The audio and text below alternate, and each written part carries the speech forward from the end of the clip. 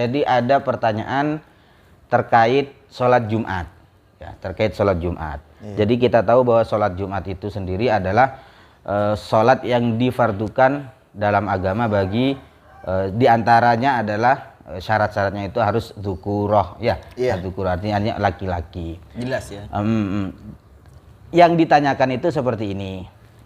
Jadi kan sebelum sholat Jumat itu sendiri kan ada khutbah, ya. Ada khutbah.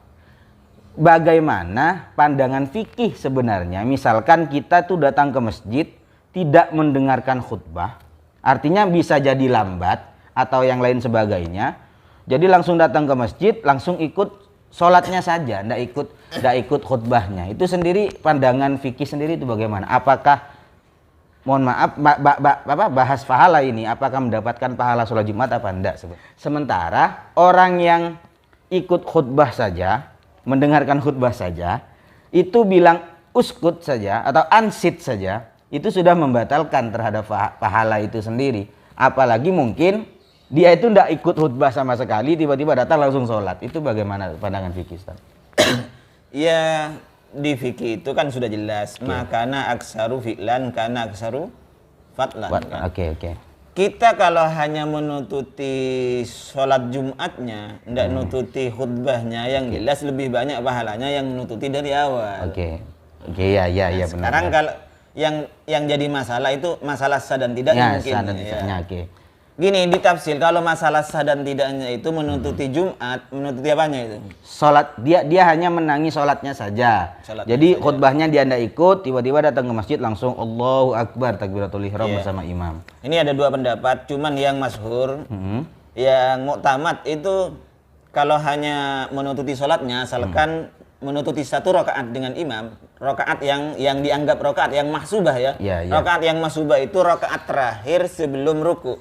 Sebelum imam ruku itu. Artinya masih menututi rakaat yang kedua. Dari imam nambah satu rakaat. Walaupun ada sebagian pendapat dalam ulama itu tidak nututi khutbahnya saja, ini dia tetap niat Jumat, cuman gantinya 4 nanti. Maksudnya gimana itu, Ustaz? Sekarang kita tidak nututi khutbah. Ya, langsung sholat Jumat. Ini tidak dari pertengahan. Jadi dia datang langsung takbiratul ihram pertama. Iya.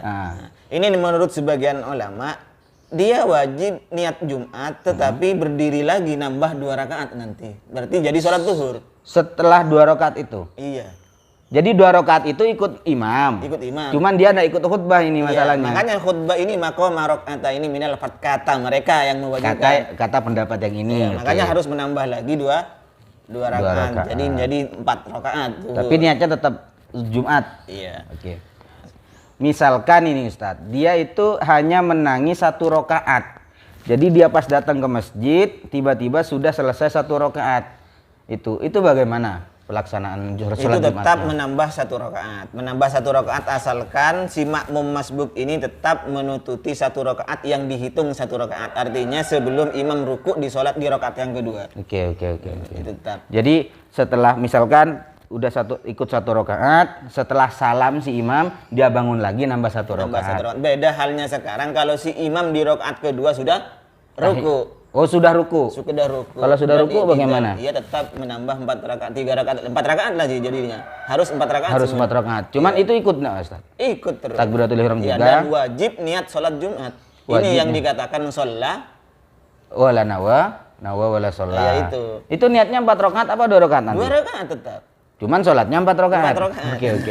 Ini jadi, niat tidak sholat tapi tidak niat. Jadi usolli fardol Jum'ati rakaataini tetap ya. Iya. Kalau misalkan dia menangi hanya waktu tahiyat, ya sama kasusnya. Sama dengan di situ. Sama dengan yang sudah tidak dianggap mahsubah, rakaat yang tidak dianggap itu. Berarti dia tetap ikut tahiyat. Setelah itu dia sholat 4 rakaat. Oke. Cuman kalau sekarang di khutbah, misalnya khutbah tidak nututi khutbah atau waktu khutbah ada yang tidur, itu lagi biasanya. Oh iya, ini kan soalnya kan juga disyaratkan ketika ada beberapa keterangan ibarat di kitab itu bahwa khutbah itu syaratnya adalah harus diperdengarkan pada 40 orang. Ya kan? Sementara misalkan jamaah ini pas-pasan 40 sama si khotib, yang satu tidur. tetap berkaitan dengan yang pertanyaan yang pertama. Gimana itu berkaitannya, Ustaz? Misalnya sekarang kita lambat kan datang ke Jumat. Nah, ini ditafsil. Jika memang kalau kita mengikuti pendapat Jumat wajib 40 ya. Kalau kita mengikuti itu, ya termasuk dengan khutbahnya harus didengar oleh 40. Berarti satu orang imamnya 39 lah yang mendengarkan itu. 39 yang mendengarkan. Jika sudah terpenuhi yang 40 ini, yang lain yang tidur atau yang lambat itu, ya tetap Jumatnya sah. Tetap Jumatnya sah.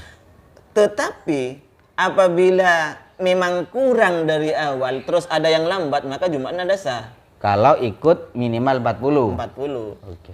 Jadi misalnya sekarang saya waktu khutbah itu jamaah saya hanya 30 orang. 30 datang bahkan ada yang nututi takbiratul ihram saya sendiri. Waktu takbiratul ihram Allahu Akbar baru ada yang datang. Dari awal saya hitung yang mendengarkan khutbah saya itu hanya 30 orang. Ya enggak sah kalau mengikuti pendapat yang 40 itu tadi. Oke. Termasuk tadi orang yang tidur. Sama. Jadi dia dihitung tidak mendengarkan. Dia dihitung tidak dari yang 40 itu. Tidak dihitung karena keberadaannya itu dianggap wujuduhu katanya gitu. Iya. Ada tapi tidur. Makanya bukan hudur di situ.